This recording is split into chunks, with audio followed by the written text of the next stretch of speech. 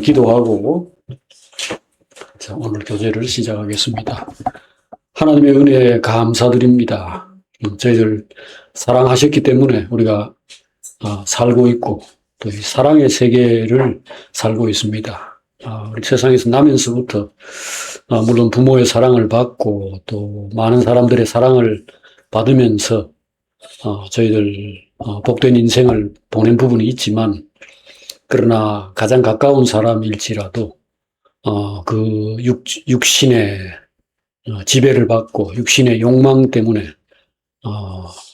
다투고 분노하고 또 때로는 미워하고 이렇게 힘든 환경들 항상 겪으면서 살아왔고, 그래서 사는 것보다 어떤 때는 죽고 싶고 뭔가를 할 때 기쁨이 없고 재미가 없고 억지로 하는 이런 힘든 인생들을 저희들이 많이 보내고 있습니다.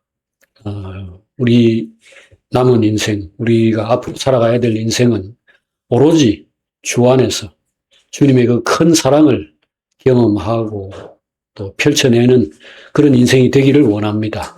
하나님 말씀 깊이 생각하고 주님의 그 사랑을 곰곰이 되씹는 가운데서 우리 안에 그러한 마음과 정신이 온전케 하시고 우리의 삶이 그렇게 되게 해주시기를 구합니다. 오늘 모든 우리 말씀을 나누고 교제하고 먹고 마시고 하는 이 과정 속에 성령이 내내 함께 하셔서 우리 안에 사랑이 더 깊어지고 하나님을 더 깊이 경험하는 시간 되게 해주시옵소서. 예수님 이름으로 기도합니다. 아멘. 네, 우리 하나님 말씀 함께 읽겠습니다. 네, 신약 성경 143쪽에 요한복음 1장 35절부터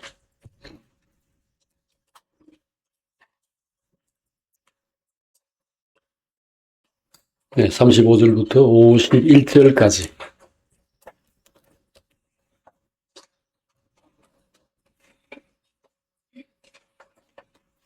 네, 요한복음 1장 35절입니다. 또 이튿날 요한이 자기 제자 중 두 사람과 함께 섰다가 예수께서 그니심을 보고 말하되 보라 하나님의 어린 양이로다. 두 제자가 그의 말을 듣고 예수를 따르거늘 예수께서 돌이켜 그 따르는 것을 보시고 물어 이르시되 무엇을 구하느냐. 이르되 랍비여 어디 계시오니까 하니 랍비는 번역하면 선생이라. 예수께서 이르시되 와서 보라. 그러므로 그들이 가서 계신 데를 보고 그날 함께 거하니 때가 10시쯤 되었더라. 요한의 말을 듣고 예수를 따르는 두 사람 중 하나는 베드로의 안드레라. 그가 먼저 자기의 형제 시몬을 찾아 말하되 우리가 메시아를 만났다 하고, 메시아는 번역하면 그리스도라. 그리고 예수께로 오니 예수께서 장차 개발하리라 하시니라. 번역하면 베드로라. 이튿날 예수께서 갈릴리로 나가려 하시다가 빌립을 만나 이르시되 나를 따르라 하시니 빌립은 안드레와 베드로와 한 동네 베세다 사람이라. 빌립이 나다나엘을 찾아 이르되 모세가 율법에 기록하였고 여러 선지자가 기록한 그 일을 우리가 만났으니 요셉의 아들 나사렛 예수니라. 나다나엘이 이르되 나사렛에서 무슨 선한 것이 날 수 있느냐. 빌립이 이르되 와서 보라 하니라. 예수께서 나다나엘이 자기에게로 오는 것을 보시고 그를 가리켜 이르시되 보라 이는 참으로 이스라엘 사람이라. 그 속에 간사한 것이 없도다. 나다나엘이 이르되 어떻게 나를 아시나이까. 예수께서 대답하여 이르시되 빌립이 너를 부르기 전에 네가 무화과 나무 아래에 있을 때 보았노라. 나다나엘이 대답하되 랍비여 당신은 하나님의 아들이시요 당신은 이스라엘의 임금이로소이다. 예수께서 대답하여 이르시되 내가 너를 무화과 나무 아래에서 보았다 함으로 믿느냐. 이보다 더 큰 일을 보리라. 다같이 또 이르시되 진실로 진실로 너희에게 이르노니 하늘이 열리고 하나님의 사자들이 인자 위에 오르락 내리락 하는 것을 보리라 하시니라. 아멘. 네, 오늘은 와서 보라라고 하는 이 주님의 말씀 그리고 또 빌립의 그 말을 주제로 삼아서 이건 말씀 나누겠습니다. 세례 요한의 제자 두 사람이 예수님이 하나님의 어린 양이다 이렇게 말하는 자기 선생의 말을 듣고 예수님을 따라갔습니다. 그 두 사람은 한 사람은 지금 이 요한복음을 쓴 요한이고 한 사람은 베드로의 형제 안드레였습니다. 따라갈 때에 주님이 그에게 자네들은 무엇을 원하는가? 당신들 뭘 원하는 거요? 이렇게 물었습니다. 그럴 때 이 사람들은 어디 계십니까? 이렇게 물었습니다. 이렇게 물었을 때에 이제 뭐 때문에 그렇게 말했을까? 어디 사는지가 궁금해서? 네, 그건 아니고 자기 선생의 말, 즉 세례 요한이 이 사람을 그 엄청난 그 메시아라고 이야기했지 않습니까? 그 지금까지 우리가 이게 말하자면 수백 년 동안 혹은 1000년 넘는 세월 동안 기다려왔던 그 이스라엘의 모든 문제 해결자, 구원자, 그분이 지금 이 사람이라고 확인하고 싶은 겁니다. 그래서 가까이 가서 관찰하려고 어디 계십니까?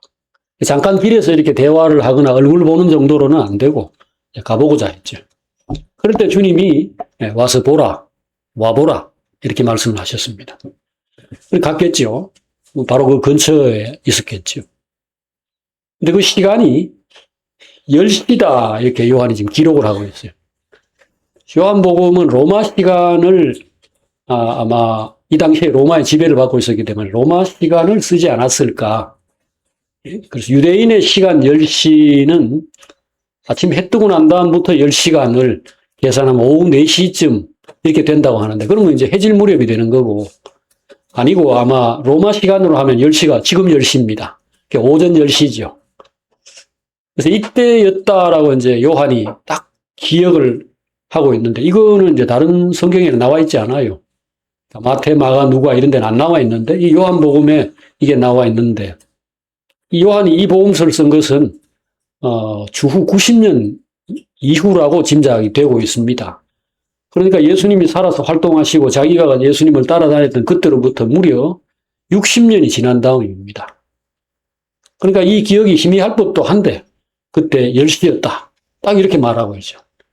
이거는 그 시간이 굉장히 그에게 의미 있고 평생에 잊혀지지 않는 아주 그 충격적이고 결정적인 시간이었다라는 건데 그게 무슨 시간이냐 하면은 이 사람 메시아 맞네. 예수님을 만나보고 그 집에 가서 잠깐 이야기했겠죠. 며칠간 살았던 게 아니고 지금 여기 뒤에 나오는 이야기를 보면은 바로 자기 형제, 지금 여기 이 사람이 안드레예요. 안드레는 자기 형제가 시몬, 즉 베드로입니다. 그 베드로에게 가가지고 내가 메시아를 만났다. 그가 먼저 자기의 형제 시몬을 찾아가 우리가 메시아를 만났다 하고 예수님께로 데리고 왔다 그랬습니다. 그러니까 이게 요한도 마찬가지였을 겁니다. 요한에게도 야고보라는 형제가 있었는데 어쨌든 사람들을 데리고 옵니다. 근데 이것이 긴 시간이 아니고 그날입니다. 그날. 지금 이 10시였다라고 하는 그날 가서 사람들을 막 데려오는 겁니다. 그럼 이거는 잠깐 이야기를 나누었는데, 아니, 잠깐 아니고 며칠이라고 합시다, 그냥. 그날을 포함해서 한 이틀, 한 3일 있었다 칩시다. 그 어디 남의 집에 방문하러 가가지고 며칠씩 밥 먹고 자고 하겠습니까? 많은. 그랬다고 합시다. 그럴지라도 그 사이에 뭘 봤길래, 뭘 들었길래 이 사람 메시아다. 이 사람 성경이 말하고 있던 바로 그 하나님의 아들이다. 이렇게 말할 수 있었겠느냐. 그게 오늘 우리가 궁금하게 생각하는 부분입니다. 지금 다음 날에 예, 여기 뭐 다음 날이라고 했으니까 이거는 뭐 명백하게 그 다음 날인데 주님이 갈릴리로 나가려 하시다가 예, 이튿날 예수께서 갈릴리로 나가려 하시다가 빌립이라는 사람을 만났습니다. 빌립을 만나 이르시되 나를 따르라 하니까 이 빌립은 안드레나 베드로와 한 동네 베세다 사람이다. 이렇게 소개를 했고 그때 빌립이 바로 예수님을 따랐다는 거죠. 따랐을 뿐 아니라 여기 45절에 바로 빌립이 나다나엘을 찾아서 이르되 모세가 율법에 기록하였고 여러 선지자가 기록한 그 일을 우리가 만났다. 이렇게 말을 합니다. 그래서 이제 이 나다나엘이라는 자기 친구죠. 자기 친구를 데려와가지고 역시 제자로 만듭니다. 자, 이때 이 과정도 여기 46절에 나와 있죠. 빌립이 나다나엘을 만나가지고 우리가 바로 우리가 기다리던 그 메시아를 만났다라고 하니까 안 믿는 겁니다. 왜? 그 사람이 나사렛 출신의 예수라는 사람이다. 이렇게 말하니까 나사렛에서 무슨 그런 게 나올 수 있느냐. 그러니까 뭐 옛날 말로 우리가 네 어디서 왔노? 영도다리 밑에서 주워왔다. 그 영도다리 밑에서 무슨 위대한 그런 지도자 나온단 말이고. 그러니까 나사렛이란 동네가 너무나 형편없는 이방의 갈릴리여라고 부르던 이스라엘 같지도 않은 그런 형편없는 동네였다는 거죠. 그 갈릴리에서도 변방, 별 볼 일 없는 동네. 거기서 메시아가 나왔다 하니까 안 믿죠. 그럴 때 빌립이 한 말이 이겁니다. 나다나엘이 이르되 나사렛에서 무슨 선한 것이 날 수 있느냐. 빌립이 이르되 와서 보라. 그래서 이제 갑니다. 나다나엘이 예수님께로 갈 때 예수님이 그에게 한마디를 합니다. 그가 오는 것을 보시고 그를 가리켜 이르시되 보라 이는 참으로 이스라엘 사람이라 그 속에 간사한 것이 없도다. 이렇게 말씀을 하십니다. 그러니까 나다나엘이 그 말을 듣고 어떻게 저를 아십니까? 나를 어떻게 아세요? 그러니까 주님이 빌립이 너를 부르기 전에 빌립이 당신을 부르기 전에 당신이 무화과 나무 아래에 있을 때 내가 당신을 보았소. 이렇게 말을 하죠. 자, 오늘 우리가 주님이 이 사람들, 전에는 한 번도 본 적도 없는 사람들이에요. 이 사람들은 이전에 세례 요한의 제자였거나 세례 요한의 제자였던 뭐 안드레와 요한의 친구들입니다. 동네 사람들이에요. 근데 이 사람들을 지금 여기에 요한이 정확하게 기록했다면 이 몇 마디의 말을 가지고 이 사람들을 사로잡았다는 겁니다. 말 몇 마디뿐 아니라 거기서 1시간이나 2시간 혹은 뭐 하루 종일 이야기를 나누고 그들이 교제를 하는 사이에 이 확신을 주었다는 겁니다. 그래서 오늘 우리가 생각을 하고자 하는 게 이 부분입니다. 왜 우리가 이걸 중요하게 생각하느냐? 이 예수 그리스도가 지금 만약에 이게 사실이라면 엄청난 권세, 엄청난 권능을 가졌다는 거 아니겠어요? 엄청난 위력을 가진 겁니다. 사람 말 몇 마디 하고 얼굴 좀 보고 집에 가서 뭐 밥 한 끼 먹거나 1시간쯤 보냈는데 결혼합시다. 당신은 진짜 백입니다. 내가 나의 인생을 맡기겠습니다. 이 말하는 거나 똑같죠, 이게. 그리고 이게 도대체 얼마나 권세가 있어야, 얼마나 빛이 강렬하고 대단해야 이렇게 할 수 있느냐. 이것 때문에 그렇죠. 우리는 오늘, 두 가지, 언제나 저는 뭐, 그 말씀을 나눌 때, 그 양면을 함께 생각합니다. 이 두 각도를 같이 생각해요. 자, 세례 요한의 그 사역을 생각할 때도 첫째는 우리가 세례 요한의 말을 들었던 그 시대 유대인들과 같은 입장에 우리를 세워놓는 겁니다. 세례 요한의 말을 들었을 때 두 반응이 있었죠. 그 말을 듣고 회개하고 그에게 세례를 받고 회개하고 그렇게 해서 하나님이 이제 새로운 나라를 열어가시려고 할 때에 그 의도대로 높은 산들은 낮아지고 깎여지고, 그 다음에 움푹 패인 부분들은 메워져서, 그래서 나는 살고 싶지 않다, 난 재미없다, 인생이 뭐 이러냐, 이런 사람들이 이제 폭파인 사람들이죠. 이 사람들은 메워지고, 하나님 나라가 오는구나, 살아야지, 희망이 있다. 이 못된 놈들이 세상을 지배하는 줄 알았는데 이제 하나님께서 나와 함께 하시면서 내 인생은 희망이 있다. 이거는 이제 골짜기가 메워진 겁니다. 이렇게 되는 사람들이 있어요. 그리고 이제 교만한 사람들, 이전에 잘난 척 하던 이런 사람들이 하나님의 심판을 두려워하면서 마음을 낮추고, 세례요한이 했던 이야기 중에 하나가 군인들에게는 사람들 협박하고 이래가지고 돈 뜯고, 이렇게 하지 말고 받은 정한 월급 가지고 살고 정직하게 살아라. 뭐 이런 이야기를 했을 때 받아들인 사람들이 있었을 겁니다. 그런 사람들은 이 높은 언덕이 낮아진 거죠. 그래서 평탄하게 다 되는 이런 겁니다.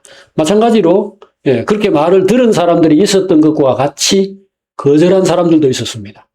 그러니까 세례 요한의 말을 다 듣는 게 아니고 안 듣는 사람은 안 듣는 겁니다. 무슨 수를 쓰든지 배척하고 밀어내고 불편하니까.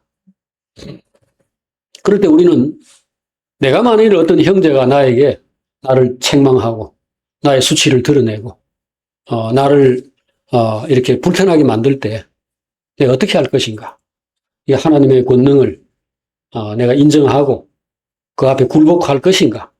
아니면은 유대인들이 했던 것처럼, 유대교 지도자들이 했던 것처럼 요리조리 밀어내고 너는 가짜다, 너는 이단이다 이렇게 하면서 그냥 내 편한 삶, 내 지금까지 살아오던 이거를 고수하려고 할 것인가? 이거를 결정해야 되잖아요. 그래서 우리가 세례 요한의 이야기를 들을 때도 하나님 앞에서 우리가 순종하고 복종하는 그 말씀을 받아들인 사람의 위치에 있어야 되겠구나. 이걸 한편으로 생각하죠. 그 다음에 다른 편은 뭐겠습니까?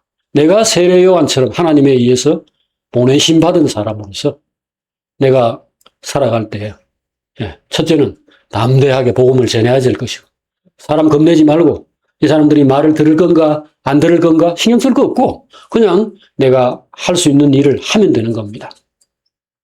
그런 가운데서 세례 요한은 헤롯을 책망하다가 헤롯의 그 정부에 결국은 칼날에 목이 달아났죠. 그렇게 죽으면은 안 그래도 죽고 싶었는데, 세상에 오래 살고 싶은 생각은 없었는데 하나님께로 이제 가서 영원히 쉬는구나 즐거워하고, 또 받아들이고 배척하고 존중하는 사람들이 있습니다. 옛날에 엘리야든 엘리사든 어떤 사람들도 안 듣는 사람은 안 듣고, 듣는 사람들은 제발 우리 집에 오십시오. 해가 자기 집에 다락에다 방까지 만들어 놓고 항상 식사를 대접하고 공개하던 사람들도 있었죠. 엘리사에게 수넴 여인처럼. 그러니까 우리도 우리 인생을 살아갈 때 겁내지 말고 복잡한 생각하지 말고 하나님이 나에게 맡겨주신 거, 그게 옛날에 엘리야나 엘리사나 이사야나 또 여기 세례 요한과 같이 위대한 선지자로서 시대에 대해서 정말 큰 일을 수행하는 사람은 아닐지라도 그저 내 자식들에게나 남편, 아내, 이웃 사람들, 직장의 몇몇 사람들에게라도 담대하게 그리고 성실하게 맡은 일을 하면 됩니다. 그렇게 할 때에 뭐가 돌아올 것인가? 뻔하죠. 주님이 지금 제자들에게도 하신 말씀이죠. 마태복음 10장에 보면은 종이 주인이 받는 대접을 받는다면은 더 바랄 것이 뭐 있느냐 그렇게 얘기하시면서 사람들이 나를 박해하고 사람들이 내 말을 안 듣기도 하고 했다면 너희들도 그럴 것이야. 또 사람들이 내 말을 들었기 때문에 듣는 사람들도 있을 거야. 요한복음 16장에서 주님이 제자들에게 그렇게 얘기를 했습니다. 그러니까 우리가 신경 쓸 거 없어요. 그래서 이 양면을 오늘 여기서도 생각하는 겁니다. 우리 주님이 얼마나 도대체 권위가 있었길래 그의 말 몇 마디로 사로잡을 사람들을 사로잡는가?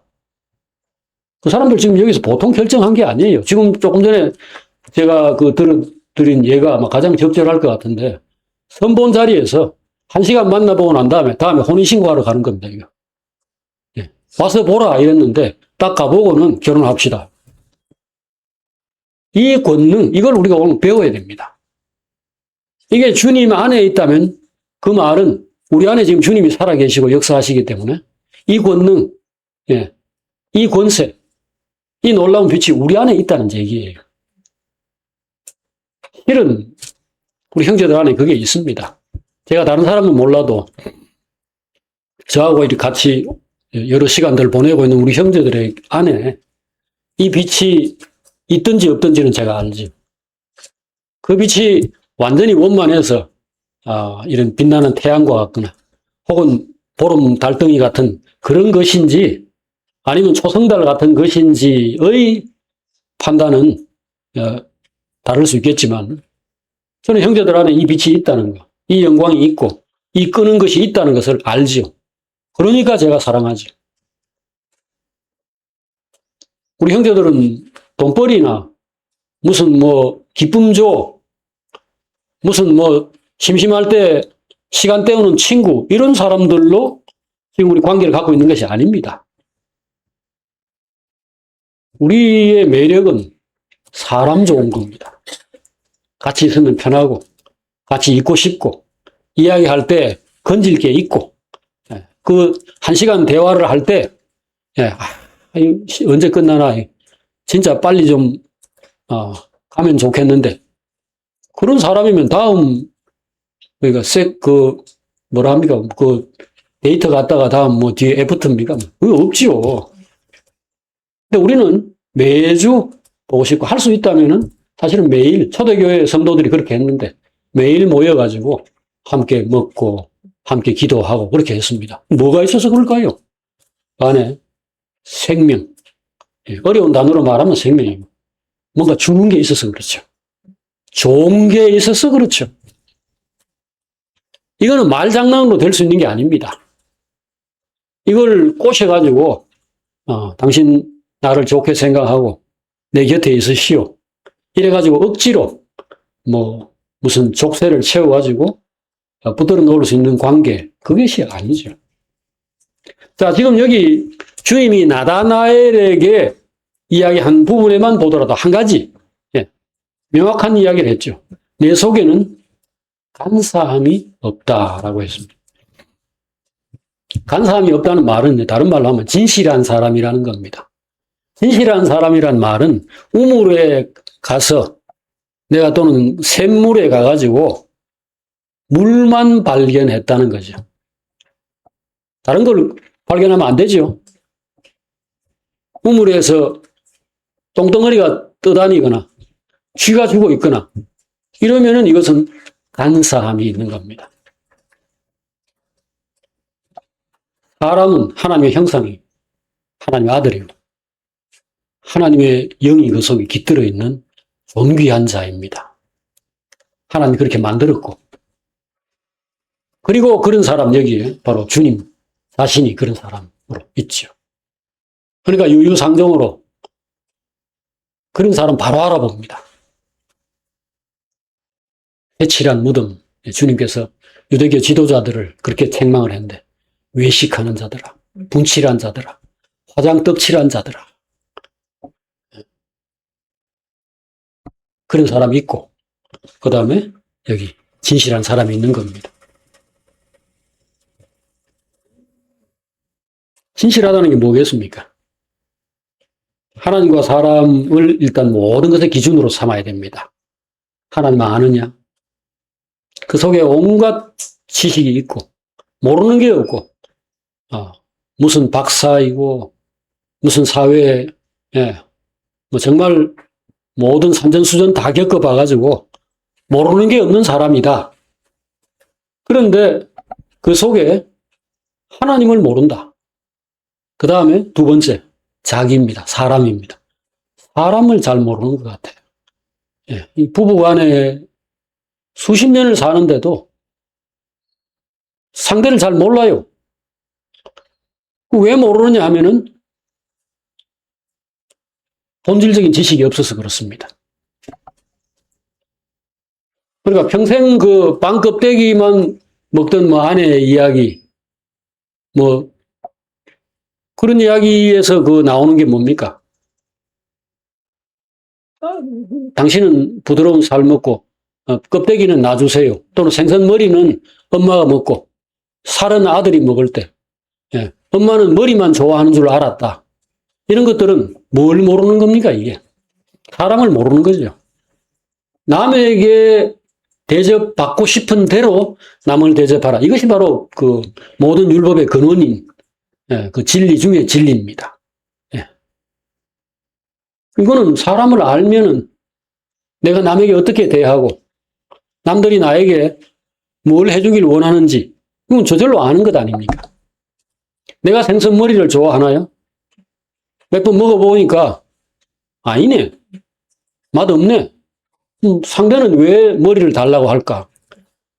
생선은 한 마리밖에 없는데 그거 가지고 좋은 거를 날 먹이려고 자기가 그렇게 했구나. 금방 알 수 있는 문제죠. 아니면 물어야죠. 사랑이라는 거는 오래 참고 양보하고 하는 이런 걸 포함하고 있으니까 그냥 말만 들어가지고 알 수 없어요. 파디비해야 됩니다. 왜 당신 그렇게 합니까? 이런 것들이 지식이죠. 사람을 알면은 대화할 수 있고 대화 속에서 본 마음을 찾아낼 수 있습니다. 자, 하나님을 아는 이 지식 그리고 인간을 아는 지식 또 자기를 아는 그때 자기라는 건 사실 육신의 속성을 이야기하는 거예요. 욕심이 있고 좋은 생각이 있지만 실제로 그 자기가 생각하는 좋은 생각을 그대로 실천할 수 없는 인간의 연약함, 죄성 이런 걸 이야기해요. 요거를 알면은 사람을 쉽게 믿지도 않고 그 다음에 헛되이 사람을 부러워하거나 존경하지도 않고 그렇다고 해서 또 없는 사람들, 약한 사람들을 멸시하지도 않게 되죠. 다 똑같다. 나도 그렇고 내가 무슨 시험을 잘 치고 어찌어찌 해가지고 벼슬을 높여서 무슨 장관이나 무슨 대단한 자리에까지 올라왔다 하더라도 전에 무슨 전교 수석 아니 무슨 대학 입학 시험 이런 데서 만점을 받았던 사람에게 공부는 어떠냐 이렇게 물으니까 공부는 항상 싫고 공부하는 건 항상 힘들었다. 그렇죠. 그게 정직한 거죠. 그런데 어찌어찌 해가지고 그렇게 된 겁니다. 그러니까 공부라는 건 쉽고 나는 공부를 좋아하고 내 몸은 15시간씩 의자에 앉아있는 걸 좋아한다. 이렇게 알면 안 되죠. 그건 바보 같은 생각입니다. 인간을 안다는 거 이런 것도 굉장히 근본적이고 중요한 지식이죠. 내 힘든 거 남도 힘들고 내 싫은 거 남도 싫고 내가 좋아하는 거 남도 좋아하는구나. 그렇게 알고 그래서 어떤 사람 칭찬해주고 격려해주고 얼마나 이 어려움을 뚫고 이 자리에 올랐는가 존경합니다. 적어도 그 점은 내가 인정합니다. 이런 정도 할 줄 알아야죠. 자, 오늘 주님이 나다나엘을 만나가지고 당신은 진실한 사람이다. 참으로 이스라엘 사람이다. 참 이스라엘 사람이다. 이 말을 했을 때 요 말 한마디에 나다나엘이 거꾸로졌습니다. 그리고 난 다음에 바로 질문이 뭐였냐면은 어떻게 저를 아세요? 이거였습니다. 당신은 속에 간사한 게 없는 참 이스라엘 사람이요. 이렇게 했을 때 그걸 어떻게 아십니까? 라고 물었죠. 그럴 때 주님이 빌립이 당신을 부르기 전에 무화과 나무 아래 있을 때에 내가 당신을 보았다. 이렇게 말을 하죠. 여기에서 자세한 설명이 없는데 제 생각에 아마도 이 사람이 무화과 나무 아래에 있을 때에 첫째, 아무도 그것을 보질 못했을 겁니다. 이걸 아는 사람이 없는데 제가 지금 어디 무슨 황령산 어디 숲속에 들어가 앉아 있는데 누가 제가 거기 앉아 있다는 걸 알겠습니까? 그 다음에 더 중요한 거 이때 거기서 나다나엘은 하나님의 나라가 언제 오는가? 이 세상은 언제까지 이렇게 죄악 가운데서 서로 고통을 주고 고통을 당하고 이렇게 사나? 의에 줄이고 목마른 사람, 마태복음 5장에서 주님이 이야기하는데, 의에 줄이고 목마른 사람 복이 있나니, 저희가 그 의로 말미암아 배부르게 될 것이다. 의의 나라를 만나게 될 것이다. 이 말인데, 이 사람은 그걸 갈망하는 겁니다. 그런 기도를 하거나 그런 생각을 하고 있었을 겁니다. 무화과나무 아래 앉아가지고 그냥 무화과나무 아래 있었다라는 걸 내가 맞추었지. 숨바꼭질을 하는데 네 거기 있지. 요거만 가지고 이 정도 감동할 수가 없어요. 요걸 맞추는 것도 이게 하나님의 아들이 아니고서는 이제 할 수 없는 그런 권능이겠지만, 이 사람이 뭘 맞추었다 해가 점쟁이 앞에 우리가 엎드려가지고 평생 따르겠습니다. 이래 하겠습니까? 네, 아닙니다. 이것은 지금 내 앞에 있는 이분이 하나님이구나. 이 확신을 줘야만 할 수 있는 일이죠.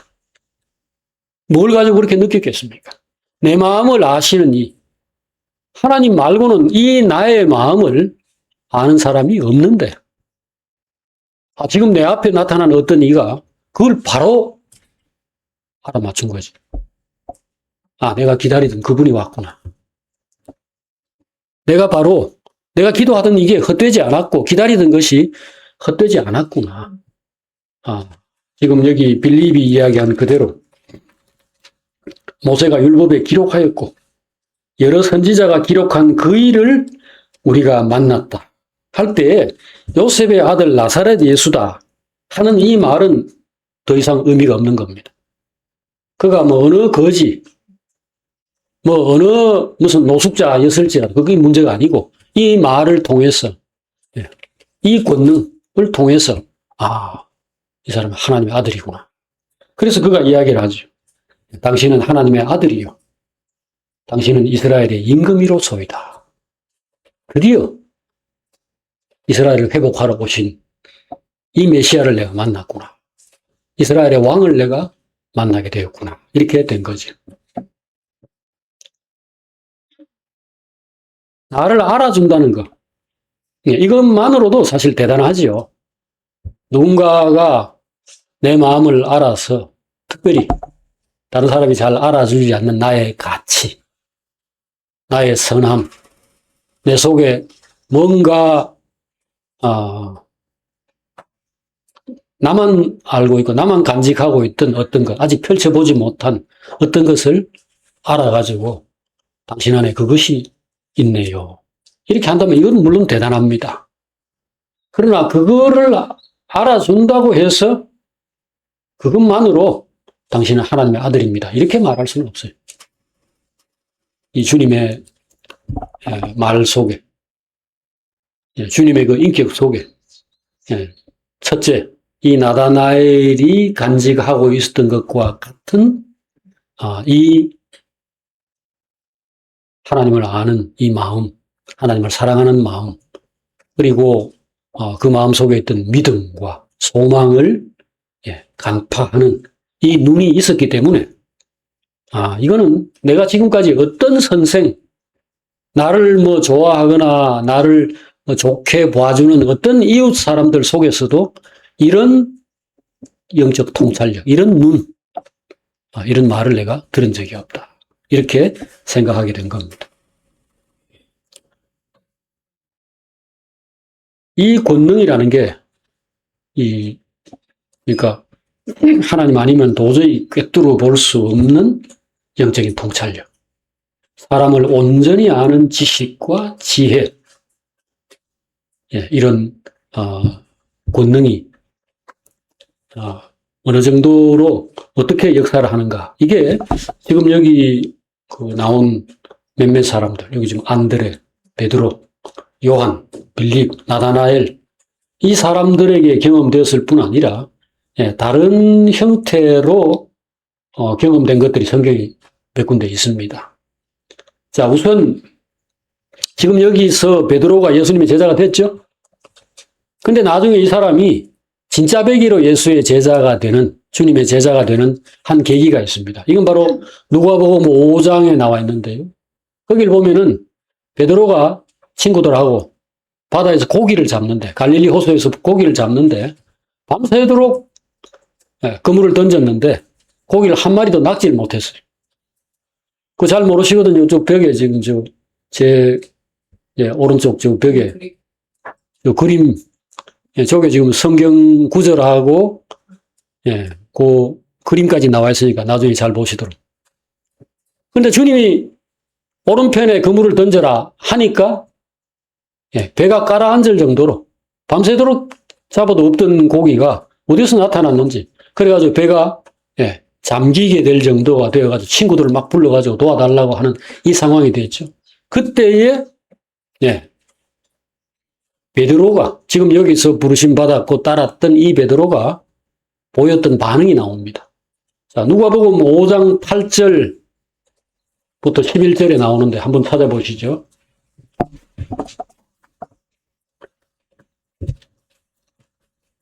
자, 신약 성경 95페이지, 96페이지네요. 자, 여기에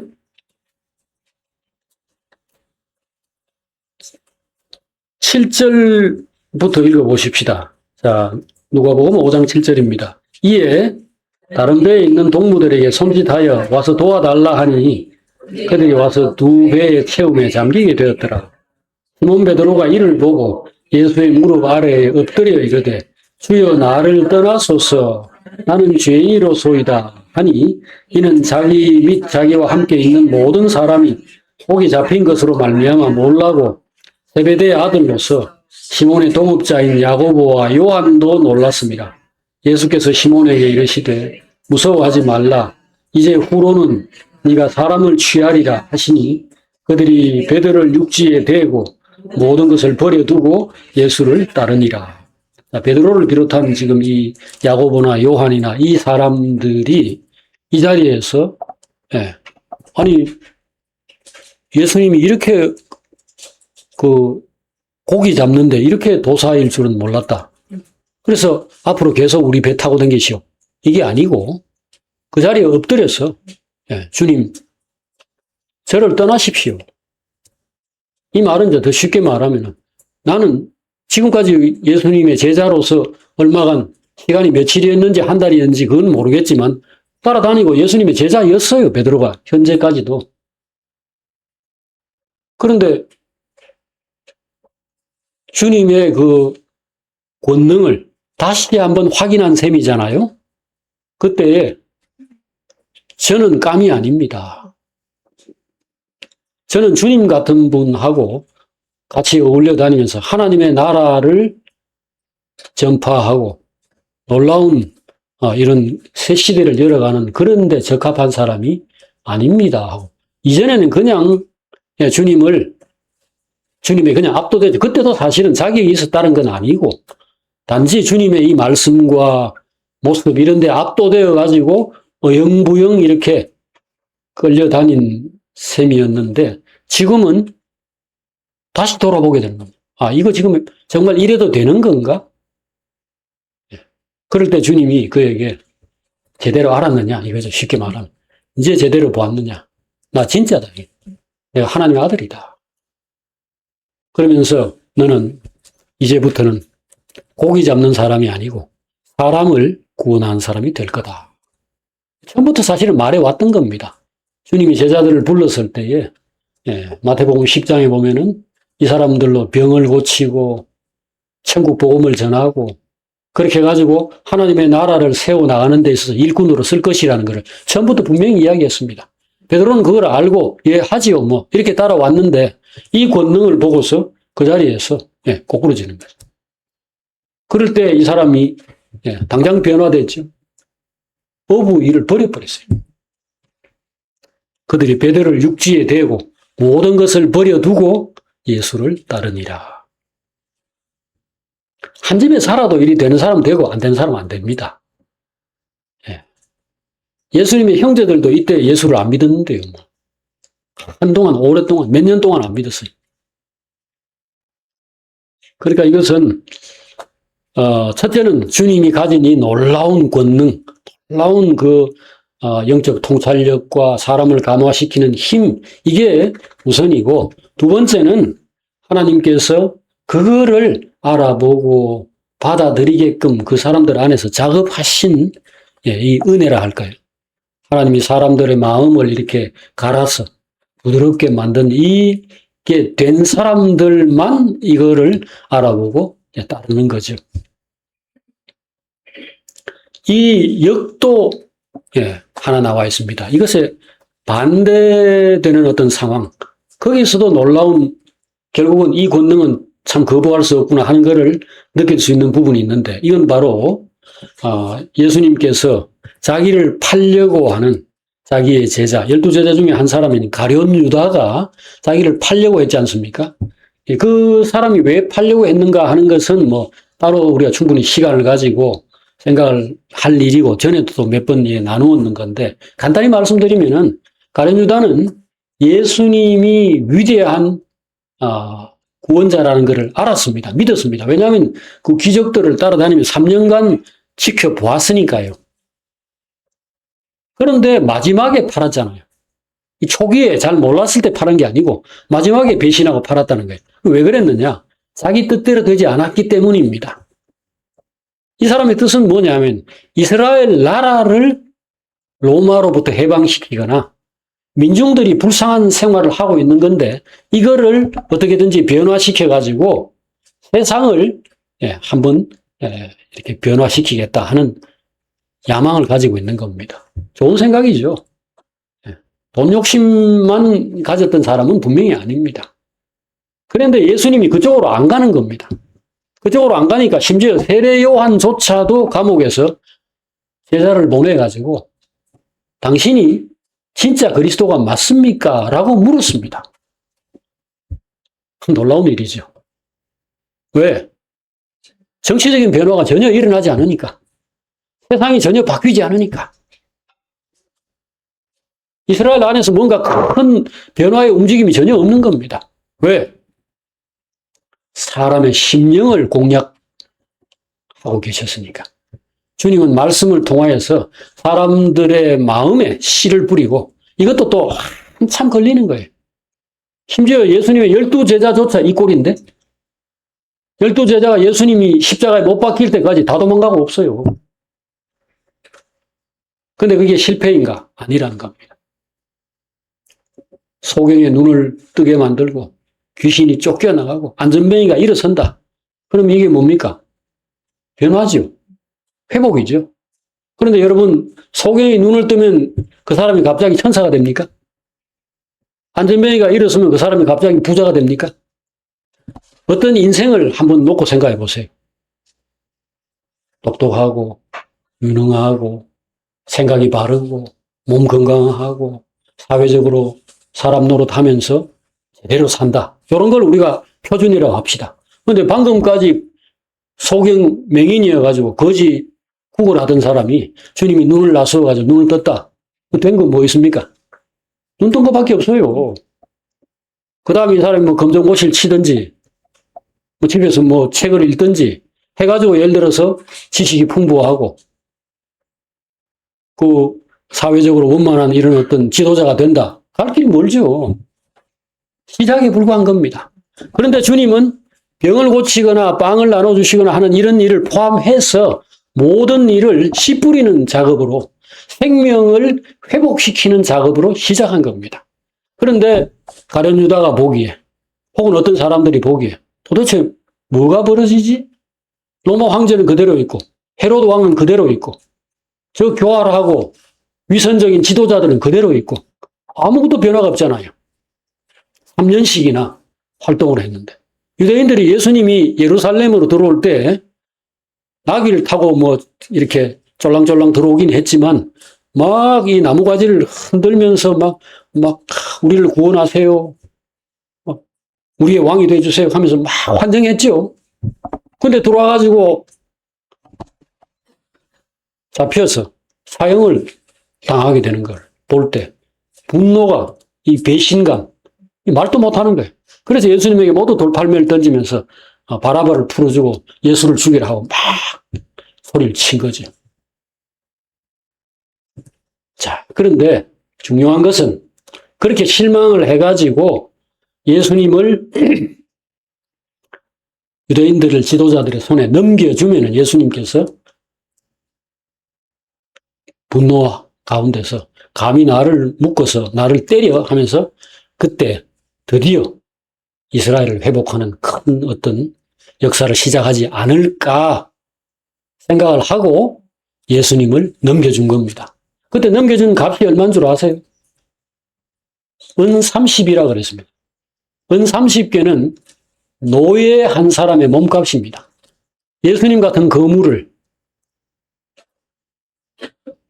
정적들에게 넘겨주는데 요즘 돈으로 말할 것 같으면 한 1,000만 원 이거 받고 넘겨줘요? 돈이 아니었던 겁니다. 예수님을 자극하려고 한 겁니다. 그러나 십자가의 길로 걸어가기로 작정했던 이분을 어떻게 돌이킵니까? 그래서 결국은 가룟 유다는 예수님이 어이없이 그들에게 순순히 잡혀서 죽는 꼴을 보게 된 거죠. 그래서 이 사람이 보고서 이거 뭐가 잘못됐는데? 이건 내가 의도한 게 아닌데? 예, 자살하고 말았지. 돈을 성전 금고에다 다 던져놓고 자살했죠. 여러분, 이 앞에 어떤 일이 있었는지가 마태복음 26장 21절부터 25절에 나옵니다. 요한복음에도 나오는데요. 여기 내용이 이겁니다. 예수님께서 마지막 순간까지 이 가룟 유다를 어떻게 좀 막으려고, 생각을 돌이키려고 이런 말을 합니다. 너희 중에 한 사람이 나를 팔 것이다. 마지막 만찬, 최후의 만찬 자리에서 제자들 12명 앉아있는 자리에서 그 말을 합니다. 여러분 중에서 한 사람이 나를 팔 겁니다. 이거 누구 보고 했는지 다른 사람은 몰라도 누가 알겠어요? 본인은 알죠. 그래서 그때 그들이 몹시 근심하여 각각 여짜오되 주여 나는 아니지요. 모두가 12명이 전부 다 저 아니지요. 얘기하죠. 그럴 때 대답하여 이르시되 나와 함께 그릇에 손을 넣는 그가 나를 팔리라. 그때 유다가 대답하여 이르되 랍비여 나는 아니지요. 대답하시되 네가 말하였도다 하시니라. 마태복음 26장 21절에서 25절 사이에 이런 기사가 기록되어 있습니다. 이 가룟 유다가 이때 얼마나 괴로웠을까요? 얼마나 찝찝하고 불편했을까요? 이 정도 했는데도 결국 유다는 그때 돌이키지 않았습니다.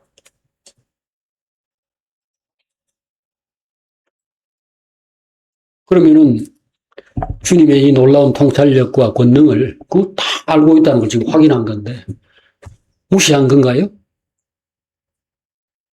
예. 무시하지 못했죠. 결국 자살했으니까. 아니라고 생각된다면 그 사람 메시아도 아니고 내가 생각하던 그 인물이 아니라 생각하면 무시하고 나가면 되지. 근데 이 주님을 유다가 알고 있었던 겁니다. 저 사람 하나님의 아들이다. 내가 하나님의 아들을 내 뜻대로 막 움직이고 내가 의도한 대로 끌고 가려고 하는 것이 얼마나 무리한 짓이었는가를 깨닫고 자살한 겁니다. 그러니 결론은 이겁니다. 하나님의 사람의 권능은 아무도 무시하지 못한다는 겁니다. 긍정적으로 무시하지 못하든지 부정적인 쪽으로 결국은 맞부딪혔다가 박살나든지 간에 무시할 수 없다. 그래서 오늘 우리 아까 처음에 이야기했던 그 두 방향, 두 각도에서 오늘의 메시지, 교훈을 얻읍시다. 첫째는 우리는 하나님의 아들, 하나님의 사람의 그 영광과 권능, 다른 말로 하면은 하나님의 생명을 가진 자를 거절할 수 없다. 받아들여야 합니다. 순종하고 따르고 존중해야 되겠죠. 다음 두 번째로 우리가 가진 이 권능, 우리 크든지 작든지 우리 안에 진실함이 있고 하나님을 아는 지식이 있고 인생에 대해 우리는 어떤 생각을 갖고 통찰력을 가지고 있다. 누가 알아주든지 뭐 받아주든지 아니든지 조금도 개의치 말고 담대하게 갈 길 가면 됩니다. 세례 요한은 결국은 그 아주 사악하고 더러운 한 왕의 정부가 비열한 방법으로 그를 죽여서 그의 목을 그릇 위에 담았지만 헤롯을 비롯한 그 모든 사람들은 결국은 탱크 앞에 부딪혔던 사람과 같이 행동한 거다 하는 것을 저는 느낍니다. 자, 어떤 군인이 어디 가다가 탱크를 마주했다. 저게 탱크를 마주쳤다. 어떻게 해야 됩니까? 피해야지요. 근데 꼭 그 방법밖에 없습니까? 정면 대결할 수도 있죠. 정면 대결해도 됩니다. 다만 대포나 기관총에 맞아 죽든지 탱크에 깔려 죽든지 그게 있을 뿐이죠. 영적 권능은 아무도 무시하지 못합니다. 하나님을 아무도 거역하지 못하고 하나님은 누구에게도 업신여김 받지 않습니다. 여러분과 제 속에 누가 있습니까? 하나님이 살아계십니다. 우리는 가난하고 우리는 약하고 정신도 오락가락하고 우리는 이 육신 안에서 많은 연약함, 질그릇이라고 표현된 많은 연약함, 이 죽을 것이 생명을 품고 있는 이 형상일지라도 그 안에 있는 이 생명은 결코 그 영광을 잃지 않습니다. 그러니 담대하게 사시고 아무도 두려워하지 마십시오. 우리 주님이 사람을 이렇게 사로잡는 이 능력은 그 탱크와 같습니다. 결국은 이게 하나님이 이렇게 앞으로 나가면은 결국은 자기 갈 길 가는 겁니다. 그 누구도 그걸 가로막지 못해요. 받아들이든지 아니면은 죽든지 둘이죠.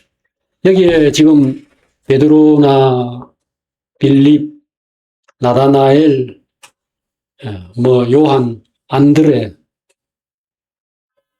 이 12제자를 비롯해서 주님을 만났던 모든 사람들 그리고 이후에 하나님의 성령에 사로잡혀서 이런 영적인 세계를 접했던 사람들은 결국 아무도 그것을 거부하지 못했습니다. 오늘 여러분과 저도 그런 사람으로서 자부심을 가지고 그다음에 그 자기를 함부로 생각하지 마세요. 예수님도 십자가에 그 달리기 전에 하나님 이거 안 하면 안 됩니까? 이 잔을 안 마시면 안 됩니까? 육신의 측면에서 약했고 슬펐고 힘들어했던 거 있습니다. 히브리서 5장 9절에 보면은 그가 아들이시라도 받으신 고난으로 순종함을 배워서 온전케 되었다. 심한 통곡과 눈물로 자기를 구원하실 이에게 간구를 올렸다. 이런 말을 해놓았습니다. 하지만 승리했죠. 여러분과 제 연약함이 우리 안에 있는 이 강함과 이 진실함과 이 놀라운 영적인 힘을 없애지 못합니다. 기도하겠습니다. 하나님 아버지, 이 예수님을 만났던 거의 최초로 만났던 이 초기에 몇몇 신자들의 이야기를 오늘 함께 나누었습니다. 우리 안에 이 권능이 있기를 원합니다. 주님을 깊이 알고 체험하고 주님에게 굴복하고 주님과 먹고 마시며 주님이 우리의 살이 되고 피가 되는 과정에서 우리 속에도 이 주님이 가지고 계셨던 이 진실함과 이 거룩함과 이 지혜와 이 지식이 있기를 원합니다. 이게 충만하기를 원합니다. 그래서 어떤 사람도 우리를 함부로 대할 수 없고 우리 앞에 무릎 꿇지 않을 수 없는 그런 사람이 되게 해주시옵소서.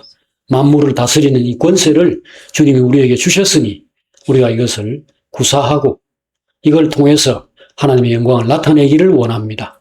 그리고 오늘 누가 됐든지 우리에게 하나님의 사람으로 오는 모든 사람들을 진정으로 존중하고 사랑하고 받들고 섬기는 그런 저희가 되어서 하나님의 생명이 우리 속에 한량없이 공급되기를 원합니다. 예수님의 이름으로 기도합니다. 아멘.